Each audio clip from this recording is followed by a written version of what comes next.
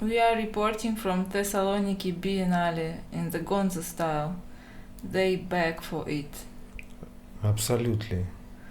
Yes, yesterday evening we found out that we are nobodies who claim to be the artists, but we are the artists precisely because we are the nobodies who claim to be them. What a tough start. This formula is quite suitable for journalism as well, so as we did. We have introduced ourselves, journalists, in the Biennale in Thessaloniki.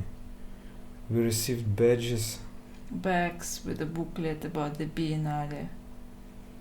and t-shirts with a logo. And we went with all of this to the pier, where the port ending to the crane. We went down the stairs to the water, and we found plenty of weed right there. The grass was scattering just over the stairs. But could we include this into the report? This is Gonzo journalism. We will write everything as it is open. Alright, then we collected hemp from the brick slabs sitting on the pier. Having a joint, we dropped feet into the water. We started to gaze at the fish and small sharks and Biennale stuff. So here on the booklet we have Biennale logo. Take a closer look. Logo consists of three wide rectangles, one under another. The upper picture is horizontal and the biggest. Under there is smaller and more square-like one. At the bottom, small and square. The fragment of a blue circle is situated in each rectangle. In the upper one, blue circle only a bit penetrates into the white space of the rectangle. It is hanging in a zone of no knowledge. Right. In the middle rectangle, blue circle occupies 2/3 of space. And the last square is just black. Just the color of the circle, blue by fact. But you don't see the circle, you only see the small square. The small square, okay, right. Yes. And looking at the sea and this logo on the booklet, it occurred that the picture depicts the evolution of artistic consciousness from ancient Greece Kazimir Malevich. from ancient Greece to Thessaloniki Biennale. Generally, it's better to observe a similar plot on the contrary, upside down. The movement from a square to non-knowledge back to the circle is more interesting as we defined.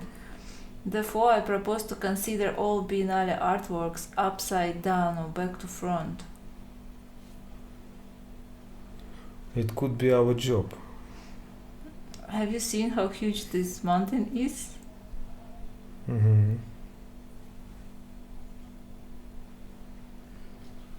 What the Biennale is for? For the sake of holding the Biennale? You know, residences are created for the residences themselves. We saw this in Seoul. And we worked with such a curator in Moscow. This is such a widespread practice. The modern state needs artists for some inexplicable reason. Probably to channel the chaos, most likely to keep it under control, to understand. To counteract the revolution. It needs to be converted into a culture, to neutralize it. The state and the artist are in parallel worlds. They cannot meet. They need an institution of intermediaries, and intermediaries mostly misuse this opportunity they have. Or they just don't know what to do with it. In short, some swindlers organize a biennale, other swindlers organize residencies, and others fly somewhere into the unknown, and this third are we.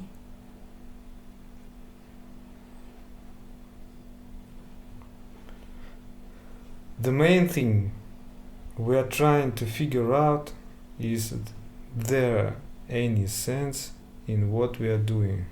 At all. And the question is as follows. If you think that if the meaning should come from outside, someone should give it, then there is no sense in it in general. The sense is established only before the act is revealing. But what we are doing, beside the fact that we tremble with our tongues? So starting with the fact that we came to see what the Biennale in Thessaloniki is.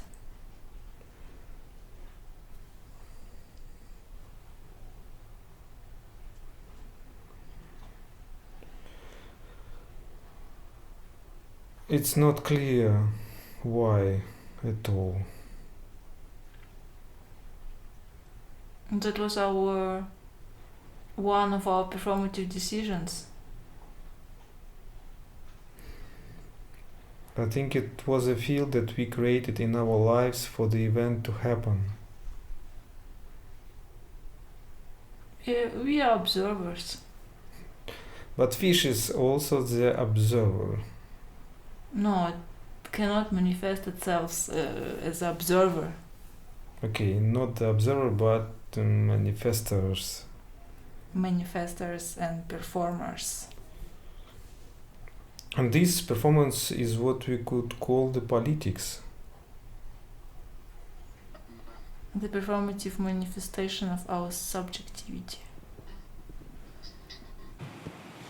The thing refuses to be what we expect from it.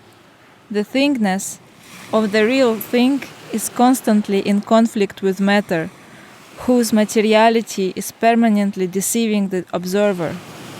An art object, by virtue of its nominal materiality, is much more certain than real things, due to the fact that conditional materiality is given in it by a dotted line. It's nominally present. And if the materiality of the art object is conventional, its symbolic part is more radical. Art object is reliably provided with material than the real thing, in which materiality constantly slips out under the thing.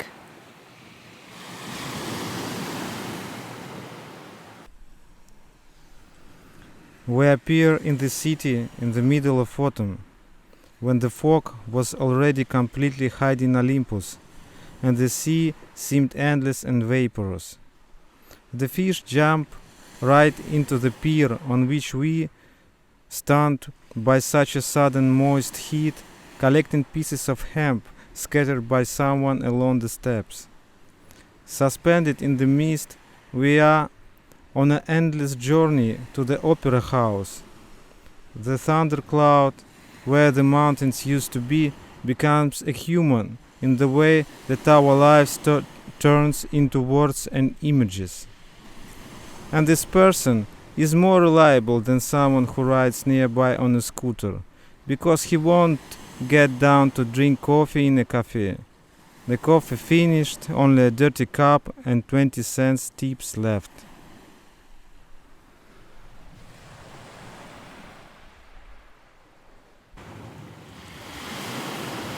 Suspension as an explicit constraint by the external factors in space and time and the conditions of awareness allows to focus on it and reflect, disclose it from the space of non-knowledge.